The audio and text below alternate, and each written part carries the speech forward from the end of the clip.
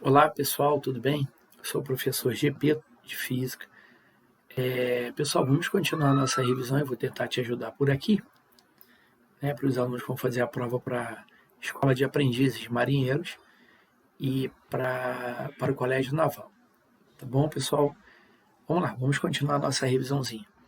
Bom, a questão 21 ele diz o seguinte: o local onde se tem, né, o sistema de propulsão de um navio é chamado de praça de máquinas. A caldeira é um dos equipamentos mais comuns nas embarcações, como os porta-aviões. Tá bom? Um operador desse tipo de sistema aferiu a temperatura de uma caldeira em 842 graus Fahrenheit. Qual o valor dessa temperatura na escala Celsius ou centígrada? Bom, uma questão tradicional já em prova de EAN, né, pessoal, que acho que você não vai encontrar dificuldade. Bom, questão bem básica, eu tenho que a temperatura na escala Celsius está para 5, assim como temperatura na escala Fahrenheit, menos 32, está para 9. Então vamos lá. Bom, temperatura na escala Celsius, né, está para 5. Só aplicação de formulinha, né, pessoal?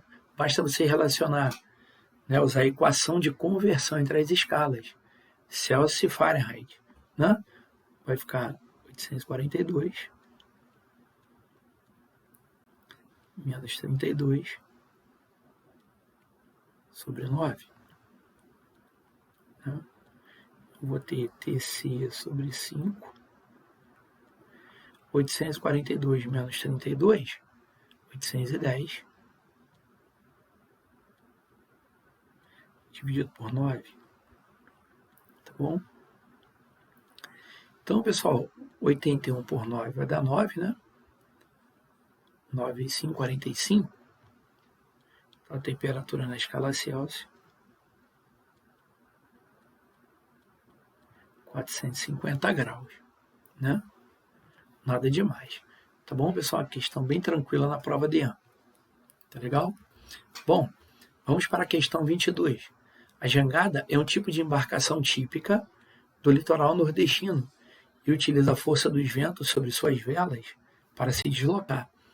Após um dia de pesca, um jangadeiro aproveita o vento favorável para retornar à terra.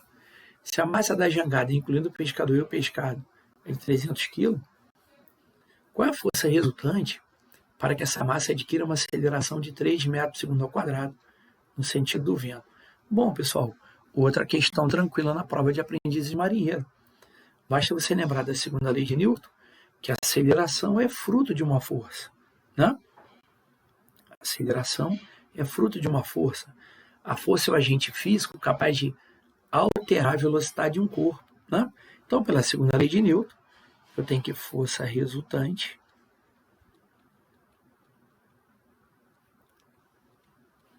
massa vezes aceleração, né? Então, vamos lá. Força resultante, massa da jangada, 300, aceleração 2, então a força resultante sobre a jangada, 600 newton, né? Opa, desculpa, pessoal, a aceleração é 3, perdão, botei aceleração 2, pessoal, perdão, aceleração é 3, desculpa, então é 3 vezes 3, 900 newton, tá legal? Letra E, né? Basta você lembrar que a aceleração é fruto de uma força, segundo a lei de Newton na jangada. Tranquilo? Bom, questão número 3, ou 23 de EAN. No exercício de tiro real, um navio dispara um projétil a partir de um canhão de bordo.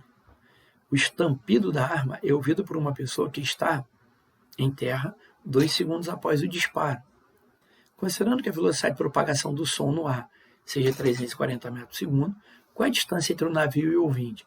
Então pensa, pessoal, eu estou aqui, não, estou aqui, parado. Aí vamos supor que o navio está a uma certa distância de onde eu estou.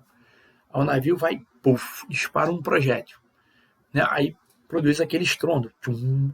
Aí o som vem se propagando de lá de onde está o navio, lá de baixo até onde eu estou. Vem um som,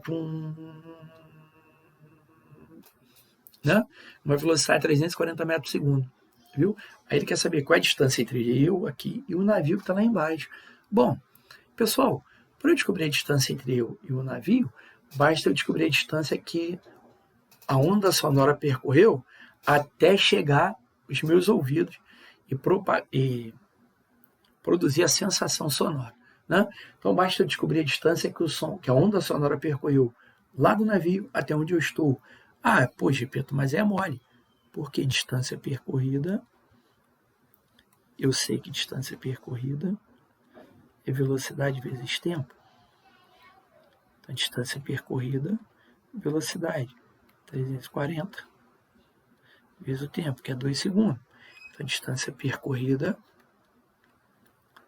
680 metros. Viu, pessoal? Nada demais. Opção correta, letra C, né? Distância percorrida da onda sonora até onde eu estou. Então, a distância entre o navio, né, e o observador, e o ouvinte, 680 metros. Nada demais, viu? Na prova de aprendizes de marinheiro. Bom, outra questão tranquila na prova de aprendiz de marinheiro, que diz assim, o quilograma padrão, guardado a 7 chaves, há mais de um século perto de Paris, emagreceu e engordou com o passar do tempo. Ele precisa ser substituído, mas como? Uma conferência internacional que acaba de ser encerrada fez um avanço histórico neste sentido. Os debates para se chegar a um quilo estável causam frenesia há mais de 10 anos. A ideia é chegar a uma nova definição, independente de qualquer objeto físico. A grandeza física que o texto se refere é uma unidade padrão do Sistema Internacional de Unidades, usada para aferir, para medir. O pessoal está falando, ó, o quilograma padrão, quilograma no Sistema Internacional, a unidade padrão de quilograma, né, de massa, melhor dizendo, é o quilograma. Né? Ou seja, ele está se referindo à massa, né, pessoal? Massa, cuja unidade padrão é o quilograma. Letra B. Né? Nada demais. Bom, outra questão bem tranquila na prova de ano, que diz, analise a figura. Aqui tem uma menina, Maria, e a imagem dela, né, simétrica em relação ao plano do espelho. O que é simétrica? Por exemplo, se a menina está à distância D do espelho. A imagem dela também está a uma distância D, né? E observe que a imagem dela tem o mesmo tamanho da menina, né? Tá vendo? A imagem é nítida, por quê? Porque o espelho plano ele é um sistema estigmático. A imagem é geometricamente semelhante ao objeto, por quê? Porque o espelho plano é um sistema ortoscópico, né? E aplanético, ou seja, para uma menina plana e frontal diante do espelho, a imagem também é plana e frontal, porque o espelho plano é um sistema estigmático, porque ele conjuga uma imagem nítida, ortoscópico, porque ele conjuga uma imagem geometricamente semelhante, e aplanético, para o objeto plano e frontal, a imagem também é plana e frontal. No espelho plano, a gente já sabe que a imagem é virtual direita e do mesmo tamanho, né? Virtual porque ela se forma atrás do espelho, né? Olha lá, virtual direita e do mesmo tamanho. Letra D, nada demais. Bom, questão 26. Analise a figura. Eu tenho uma bateria, polo negativo, polo positivo. Tem uma chave aberta e tem 3 lâmpadas. A figura representa um circuito elétrico com 3 lâmpadas iguais, de mesma resistência elétrica, L1, L2, L3. Há também uma chave que permite ou impede a passagem de corrente elétrica, né, em uma pilha. Com base neste circuito, analise as afirmativas abaixo. Com a chave aberta, né, desligada, não haverá corrente no circuito, verdadeiro. Se a chave está aberta, não tem corrente no circuito. Com a chave fechada,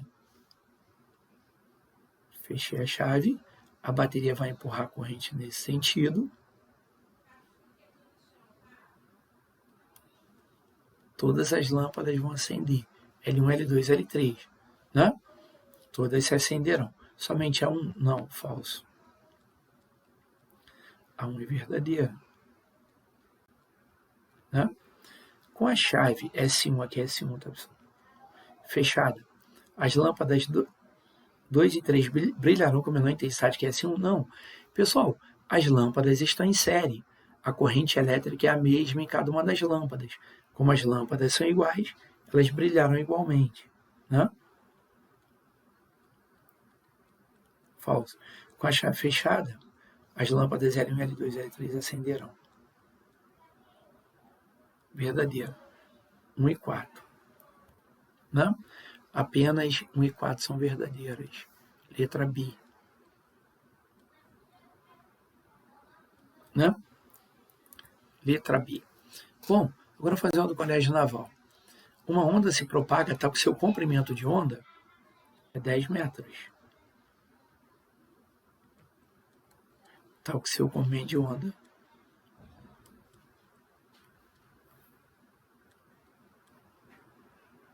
10 metros. Sua frequência é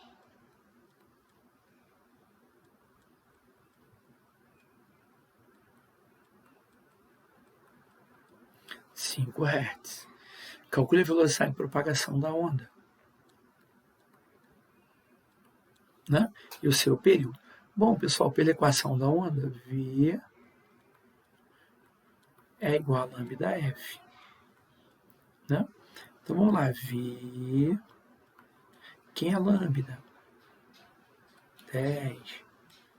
Quem é frequência? 5. 10 vezes 5, 50 metros por segundo, né?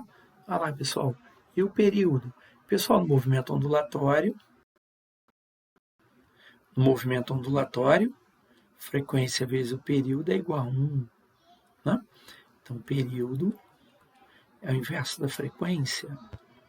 1 dividido por 5, né? 0,2 segundos. Viu? Olha lá, pessoal, nada demais. Opção correta, letra D. Né? Bom, vamos lá. Ó, questão teórica de ímãs, né? Volta e meia isso aparece também em prova de AN. Colégio Naval, uma questão teórica do Colégio Naval, mas aparece em prova de AN também. Em 1820, o físico dinamarquês Oersted montou um experimento que consistia em um circuito elétrico simples, constituído por uma bateria, fios de cobre e uma chave que permitia a ele abrir ou fechar o circuito. Tendo colocado próximo a um trecho retilíneo do circuito algumas bússolas, notou que ao fechar o circuito, as bússolas ali colocadas sofreram uma deflexão, o que permitiu a ele concluir que... Aí ele conclui, a relação entre a eletricidade e o magnetismo. Ao quebrar o ímã em pedacinhos, cada pedaço será um novo ímã. Com polo norte e sul, não, pessoal. Ele não está falando em separabilidade. Ele está falando de corrente elétrica passando por um fio. As cargas elétricas em movimento, elas geram um campo magnético. Ou seja, as correntes elétricas, as cargas elétricas, ao passarem pelo fio, né, alteram as propriedades do espaço em seu entorno, ou seja, estabelece um campo magnético nas proximidades do fio. Né? Ou seja, as correntes elétricas geram um campo magnético. Né? Cargas elétricas em movimento geram um campo magnético. É o experimento de Oersted. Olha o eletroímã. Né? Bom, outra questão bem tranquila. Colégio Naval. Bem básica também. Né? Sobre calor, luz, som, analise as afirmações abaixo e assinale a opção que apresenta o conceito correto. Né? Calor, luz e som. Temperatura é energia contida em um corpo aquecido? Não. Temperatura está relacionada ao grau de agitação molecular. Ao ferver água destilada, ou seja, água quimicamente pura, destilada, em uma panela com tampa aberta, e ao nível do mar, ou seja, pressão de 1 atm, após a água atingir a temperatura,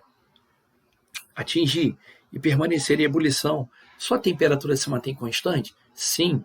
Durante a mudança de fase, a temperatura se mantém constante. Né? Uma substância quimicamente pura, durante a mudança de fase, sua temperatura se mantém constante. Verdadeiro. Um raio de luz, né? Um raio de luz, botei de luz 2 vezes aqui. Perdão, pessoal. Um raio de luz. se propaga em linha reta, em meios homogêneos e opacos? Não. O raio de luz, a luz se propaga em linha reta, o princípio da propagação retilínea da luz. A luz se propaga em linha reta, em meios homogêneos, transparentes e isotrópicos. Falsa assim. Um raio de luz, ao atravessar um meio material para outro, tem necessariamente a sua direção de propagação e a velocidade alteradas? Não. A velocidade muda quando a onda muda de meio. A luz é uma forma de onda, né? Mas, se a luz incidir perpendicularmente à superfície, ela não sofre desvio, né? Não altera a direção de propagação. Então, a D é falsa. O som e a luz se propagam no vácuo? O som não, porque o som é uma onda mecânica. As ondas mecânicas propagam-se em meios materiais elásticos, as ondas sonoras, as ondas mecânicas, propagam-se em meios materiais elásticos deformados. O som é uma onda mecânica, necessita de um meio material para se propagar. A luz é uma onda eletromagnética, pode se propagar no vácuo em alguns meios materiais. Então é incorreta, né? A luz propaga no vácuo, o som não. A luz propaga no vácuo em alguns meios materiais. Bom, questão 30, para a gente finalizar nossa revisão de hoje. Em uma aula prática, né, um grupo de alunos recebeu como tarefa a montagem de um dispositivo elétrico que fosse capaz de produzir a maior potência possível, né?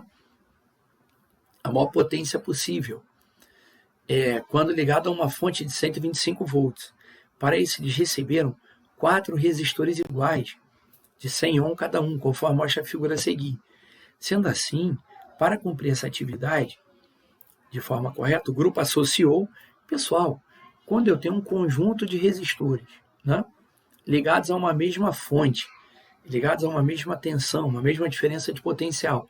Pessoal, para eu obter a maior potência dissipada possível, né, quando eu tenho um conjunto de resistores, pessoal, sei que potência dissipada, uma das maneiras de eu calcular a potência dissipada no resistor é tensão ao quadrado dividido pela resistência, né? U ao quadrado sobre R. Pessoal, então pensa comigo. A tensão, a DDP da fonte que alimenta os resistores, a diferença de potencial é constante. Então, para obter a maior potência dissipada possível, eu tenho que diminuir a resistência do circuito. Ou seja, se o denominador da fração diminui, se a resistência do circuito diminui, a potência dissipada aumenta, né? Com isso eu consigo meu intento. Eu consigo a maior potência dissipada possível. Então a potência dissipada ela é máxima quando a resistência do conjunto de resistores diminui. Ah, mas em que situação a resistência é mínima? Quando eu coloco todos os resistores em paralelo. E que legal. Pessoal, mas não são 4 resistores iguais em paralelo? 4 elementos iguais em paralelo. Para eu diminuir a resistência do meu circuito, para eu calcular a resistência do meu circuito, melhor dizendo, quando os elementos estão em paralelo, né? Com os elementos em paralelo, para eu diminuir a resistência do meu circuito, o que acontece? Eu coloco todo mundo em paralelo. Ah, legal. Mas quando os elementos estão em paralelo, a resistência do circuito é R dividido por 4. Por que R sobre 4? Porque são 4 elementos iguais em paralelo. Eu não vou perder tempo na prova. Então tem 100 paralelo com 100, paralelo com 100, paralelo com 100. Colocando os 4 em paralelo, a resistência do meu circuito vai ficar 100 sobre 4. 25 ohm. Né? Olha lá, eu diminui a resistência do circuito, a potência dissipada aumenta. Ah, legal. Então a potência dissipada pelo meu circuito vai ficar tensão ao quadrado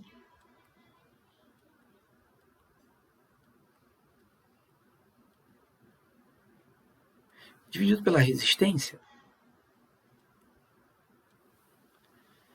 potência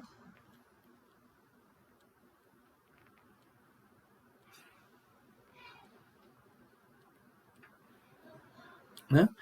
125 ao quadrado dividido por 25, então a potência dissipada vai ficar 125 vezes 125 dividido por 25. Pessoal, 125 por 25 vai dar 5. 5 vezes 125, 625. Essa é a máxima potência dissipada, viu? Então eu tenho que colocar os 4 resistores em paralelo, né? E dessa maneira a potência dissipada é máxima. 625 watts. Viu, pessoal, que questão legal? Por quê? Pessoal, para a potência dissipada ser máxima, a resistência do meu circuito tem que ser mínima. Olha o chuveiro elétrico. Quando eu quero que a água saia mais quente do chuveiro, o que eu faço? Eu diminuo a resistência do chuveiro. Né? Quando você coloca o cursor do chuveiro na posição inverno, você está diminuindo a resistência do chuveiro. Quando você diminui a resistência, a potência dissipada aumenta, a água sai mais quente. Tá legal, pessoal? Opção correta, letra B. Beleza? Pessoal, obrigado pela atenção. Né? Depois eu volto aí fazendo outros exercícios para te ajudar, porque a sua prova está se aproximando. EAN, Colégio Naval. Tá legal? Fazendo as revisões aqui para te ajudar, te auxiliar aí para o concurso que está se aproximando. Fiquem com Deus, pessoal. Obrigado. Até a próxima, se Deus quiser.